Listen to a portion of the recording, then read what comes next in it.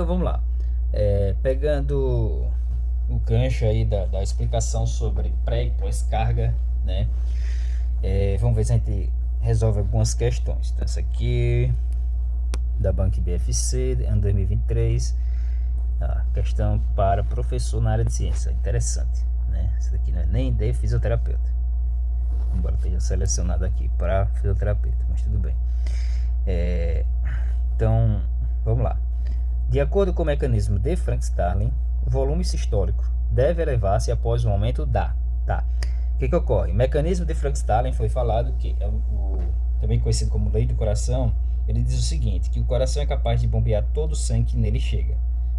Ele é um mecanismo fisiológico, tá?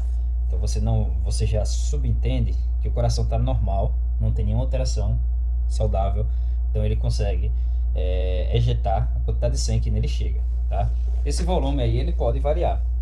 Então o Guyton ele fala que o coração pode bombear até 22 litros por minuto, de acordo com o mecanismo de Frank-Starling, ou lei do coração, ou lei de Frank-Starling, né? E relembrando aqui, né, o valor do débito cardíaco normal, ele é mais ou menos aí uns 5 litros, tá? Então o Guyton ele fala que, se não me engano, até 22 litros por minuto é o volume de sangue que o coração consegue ejetar. Beleza. Então, o mecanismo de Frank-Starling ele vai depender de quê? Do volume de sangue que chega. Quem ejeta são os ventrículos, tá? Então, se você tiver uma situação hipotética, onde entra aqui no meu ventrículo 500 ml de sangue, o coração consegue ejetar no máximo 500 ml, tá? Se ele recebe 5 ml, o coração consegue ejetar no máximo 5 ml, ok? Então, vamos lembrar aqui, ó, o conceito de pré e pós-carga, né? Vamos lembrar o seguinte, a pré-carga é a tensão que o sangue exerce na parede do ventrículo ao final de uma diástole. E essa tensão ela é proporcional ao volume de sangue que está dentro do ventrículo. Então, se você tem 100 ml, você tem uma pressão. Se você tem 300 ml, você vai ter uma tensão maior. Então, a pré-carga aqui é maior quando você tem 300 ml ao final de uma diástole, né? E em qual situação o ventrículo consegue ejetar mais sangue? Com a pré-carga maior ou com a pré-carga menor? Obviamente que com 300 ml ele vai ejetar mais sangue, já que ele está saudável e pela lei do coração, pelo mecanismo Frank-Starling, ele é capaz de bombear todo o sangue que ele recebe, ok? Então, de acordo com o mecanismo de Frank-Starling, o volume sistólico, que é o que ele ejeta, deve elevar-se após o aumento da frequência cardíaca, pressão arterial, pré-carga, pós-carga, débito cardíaco. Pré-carga, tá? Débito cardíaco e frequência são consequência, né? Pressão arterial também. Pós-carga, não. Pós-carga ela tem a ver com a resistência vascular. É a força que o coração vai ter que ejetar para poder jogar sangue, tá? Então, quanto maior pré-carga, maior o volume no ventrículo, mais sangue ele consegue ejetar, ok? Então, isso aqui ficou até, né, relativamente fácil. Fácil não, né? Mas ficou bom de se resolver. Tá. Essa outra questão aqui da FGV, Fundação Getúlio Vargas, 2023, né, para fisioterapia, área de fisioterapia. Beleza. O edema pulmonar cardiogênico pode ser definido como um aumento da água extravascular provocada por uma disfunção aguda do desempenho cardíaco que penetra nos alvéolos. Aqui ele está dando a definição de edema pulmonar para a gente, né? Já está falando o que é o edema pulmonar. O edema pulmonar cardiogênico, ele é um problema de coração.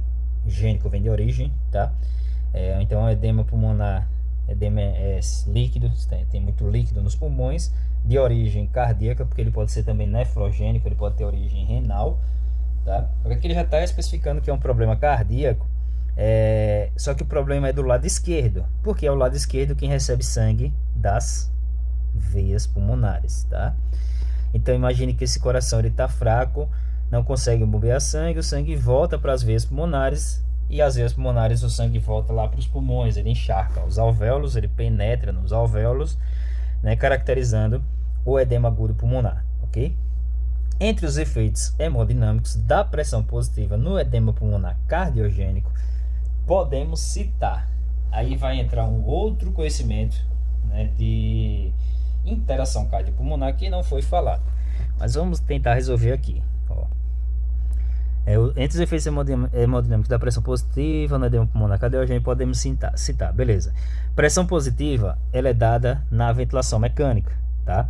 Então, nós respiramos fisiologicamente por pressão negativa, tá? Você vai ter o seguinte, vamos lá. Você tem um coração, ok? E entre o coração, você terá os pulmões, né? Então, o coração ele tem uma relação anatômica muito forte com os pulmões. Eles estão unidos, tá? Beleza. Os pulmões, eles recebem ar quando a gente está em ventilação mecânica, seja invasiva ou não invasiva, por pressão positiva. Então, o ar ele entra com pressão positiva. Essa pressão positiva, ela poderá, né, se tiver excessiva, que ele não fala de excesso de pressão positiva, mas a gente já subentende, né, que a pressão positiva ela altera a fisiologia, ela é antifisiológica, porque fisiologicamente nós inspiramos por pressão negativa, tá? Essa pressão positiva ela tende a distender o pulmão, tá? E aí ela comprime as veias, as grandes veias, no caso as cavas, por exemplo, elas são comprimidas. E as veias cavas, que elas estão levando sangue aqui, ó, supondo que você tem as cavas aqui, elas acabam sendo comprimidas pelos pulmões, que está colado no coração, quando a gente está recebendo pressão positiva, já que durante a ventilação pressão positiva, a gente não tem fase de inspiração, pressão negativa, expiração, pressão positiva, ela tem pressão positiva o tempo todo, tá? Isso altera a fisiologia. E apertando as veias cavas, ela tende a reduzir o retorno venoso, é o retorno de sangue que volta ao coração, tá? Que ele voltaria ao átrio direito. Então, o que é que a gente teria? Entre os efeitos hemodinâmicos da pressão positiva no edema pulmonar cardiogênico, podemos citar. Então, isso aqui é a interação cardio-pulmonar, tá? Na ventilação com pressão positiva. Aumenta o retorno venoso? Não. Diminui o retorno venoso, tá? Diminuição da pós-carga. Vamos ver aqui. Pós-carga, ela é aquela força que o coração precisa ejetar, né, para as artérias, para poder o sangue fluir, né? O ventrículo ele ejeta ele gera pressão para jogar sangue. Ela depende da resistência vascular e ela depende também do volume, tá? Se ele tem muito volume lá dentro, ele precisa jogar sangue com maior pressão. Se ele tem pouco volume, ele precisa fazer pressões menores. Então aqui eu já vejo uma resposta, ó, a diminuição da pós-carga. De fato, a pós-carga diminui, tá? Se você tem redução do retorno venoso, você tem redução do volume diastólico final. Você tem redução da pré-carga. Então você vai ter um volume menor e aí o ventrículo vai precisar de menores pressões para poder jogar sangue. Aumento da pré-carga, não, a pré-carga diminui, já que você tem redução do retorno venoso, acabei de falar. Aumento da pressão transmural, tá? Não tem, tá? Piora do desempenho cardíaco. Essa aqui, deixa eu ver, piora do desempenho cardíaco poderia ser uma resposta, né? Só que tem um detalhe. Uma coisa aqui que é meio que automático. Os pacientes que têm insuficiência cardíaca congestiva, edema agudo pulmonar e similares, eles são beneficiados com a pressão positiva. Por quê? Porque o coração, na insuficiência cardíaca, ele não está conseguindo ejetar sangue. Se chegar muito sangue nele, ele não tem força para ejetar o sangue. Por isso que o sangue está voltando. Tá? Então, se você dá uma pressão positiva e reduz o retorno venoso, aqui a gente está falando da cava, mas isso influencia também nas grandes veias, né? As veias pulmonares aqui. Você reduz o retorno venoso, você diminui o trabalho cardíaco. Ou seja, o coração não precisa fazer tanto esforço para jogar sangue. E aqui a gente não está com um coração normal. O coração aqui não é fisiológico. Esse coração ele é de insuficiência cardíaca. É coração tipo de insuficiência cardíaca. É um coração que está sofrendo edema pulmonar por uma disfunção aguda do seu desempenho. Ou seja, isso é uma insuficiência cardíaca congestiva. Então ele se beneficia com a pressão positiva, porque vai ter uma pré-carga menor, um volume diastólico final menor, vai estar se enchendo menos e ele não vai ter tanto trabalho, tá? Então ele teria, né, uma piora no desempenho se você desse mais volume para esse coração, porque ele não tem força para jogar esse sangue. Então eu vejo aqui a diminuição da pós-carga como a resposta, né, É o gabarito dessa questão. Aumenta a pressão transmural? Não. Tá? A pressão transmural ela não tem nada a ver com esse caso específico. Tá? Diminuição da pós-carga. Nosso gabarito. Beleza. Essa questão aqui ela é bem anterior, não. Você mata logo. Agora essa aqui é trabalhosa. Questãozinha chatinha. Tá? Porque você tem que ir para a doença, ir para pré e pós-carga, eliminar, né? E ainda tem que fazer a interação cardiopulmonar. Então, vamos ver se a gente acha aqui. Isso é tudo aleatório. Não tem nada a ver. Ó, vamos ver aqui. Tem pré e pós-carga. Vamos resolver mais essa para não ficar muito longo. Prefeitura de Jaguari, AIVA, ano 2023. Em relação à extubação no paciente cardiopata, analisar os itens abaixo. Ó. Você vê que os assuntos eles são misturados. Com exceção do primeiro, que praticamente só com os conceitos de pré e pós-carga se resolvem. Mas você tem aqui uma mistura de conhecimento. Funciona dessa forma, tá? O paciente cardiopata geralmente se beneficia da ventilação mecânica com pressão negativa. Até porque aqui são questões de concurso ou residência, né? O paciente cardiopata geralmente se beneficia da ventilação mecânica com pressão negativa. Não. O paciente cardiopata, que eu acabei de falar, o paciente cardiopata ele se beneficia com pressão positiva, porque reduz retorno venoso e diminui o trabalho cardíaco. É como, só para você entender, é mais ou menos o seguinte: a ventilação mecânica, o indivíduo cardiopata, quando ele faz um esforço maior, ele exige mais de coração. É aí onde vem os sintomas. Então, quem tem insuficiência cardíaca que está em repouso pode não ter sintomas.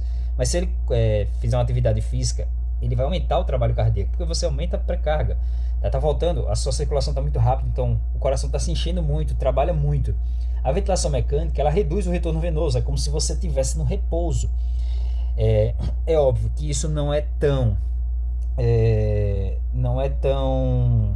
sensível assim, tá? Porque se você estiver ventilando mecanicamente com pressões baixas e etc, você não tem tanta redução de retorno venoso, né? O volume que reduz, ele é baixo, tá? Mas ainda assim você tem influência no retorno venoso. Então o cara que é cardiopata, ele não pode receber muito volume, tá? E a ventilação mecânica, ela dá uma pressão, comprime as grandes veias, que são as cavas e as pulmonares, e você reduz o retorno venoso. Então, na verdade, ele se beneficia com ventilação com pressão positiva e não negativa. Negativa é como se fosse neutro. Ele nem se prejudica e nem se beneficia. O aumento da pré e pós-carga e, consequentemente, o aumento do retorno venoso beneficia o coração. Não, acabei de falar. Se você aumentar o retorno venoso, o coração vai ter que trabalhar mais, ele vai ter que bater mais rápido e mais forte. Mas a gente está falando de um coração cardiopata, o cara que é doente, né? O coração dele é doente, é fraco. A observação da diurese e do balanço hídrico nas 24 horas anteriores e posteriores se torna extremamente importante, não tem a menor dúvida. A extubação no paciente cardiopata. Então, uma das coisas que você tem que ter cuidado, isso aí principalmente o médico ali, com o doente cardiopata, é fazer o controle hídrico. Você não pode encharcar esse indivíduo quando ele é cardíaco, porque se ele começa a encharcar, dá muito soro, ele começa a fazer congestão pulmonar maior. Então o balanço hídrico desse indivíduo tem que estar negativo. Para extubar um cardiopata, o balanço hídrico ideal é que ele esteja negativo, ou seja, ele está saindo mais líquido do que está entrando, porque você dá soro, dá medicamento, dá drogas, etc, etc. Então entra um volume e sai outro pela urina. Então esse balanço tem que estar negativo, tem que sair mais do que entra, tá?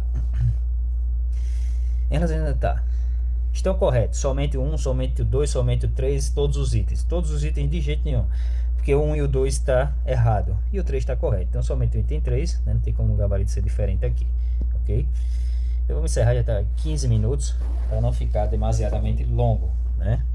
Aqui, isso aqui, se tem a ver. Vamos ver aqui rapidinho, fazer essa aqui mais rápido. Isso aqui é do município de Santa Catarina, 2023. No contexto de fatores que determinam o rendimento cardíaco durante o exercício, julgue as seguintes afirmações como verdadeira ou falsa. E em seguida assinale a alternativa cuja ordem de julgamento de cima para baixo esteja correta. Tá, vamos ver aqui. O rendimento cardíaco ele é determinado pelos parâmetros de pré e pós-carga, contratilidade e frequência. Não tenha dúvida. O rendimento cardíaco é determinado pelos parâmetros de pré-carga, ok, né?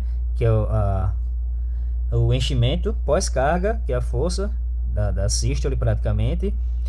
Contratilidade, pós-carga e contratilidade, eles são quase sinônimos, tá?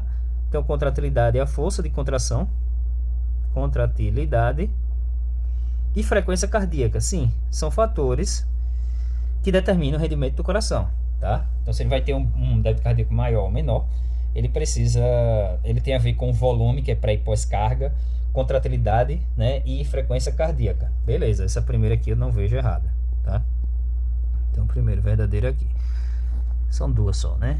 Contratilidade e frequência cardíaca representam, respectivamente, o número de sístoles que ocorrem em um minuto e a força intrínseca de coração do miocárdio. Contratilidade, respectivamente, número de sístole, não, contrário, né? Contratilidade é a força de contração, inotropismo, e não o número de sístole. O número de sístole é o cronotropismo, que é a frequência cardíaca. Então, esse aqui está falso. Após análise, assinale a alternativa que apresenta a sequência correta dos itens acima, de cima para baixo, tá. Então, começa a ver, F, ó, isso aqui, tá discutindo, ok? Então, um abraço aqui, deu pra gente resolver ainda, né, 3 questõezinhas, ou 4, para dar uma treinada nesse conteúdo. Então, tem questão que mistura assunto, não é diretamente, tipo, a questão não vai estar o que é uma pré-carga, mas aí você vai fazendo o raciocínio até chegar a uma resposta. Muitas vezes você não tem a certeza, mas você consegue eliminar 2, 3 ali, né, e consegue matar a questão. Um abraço.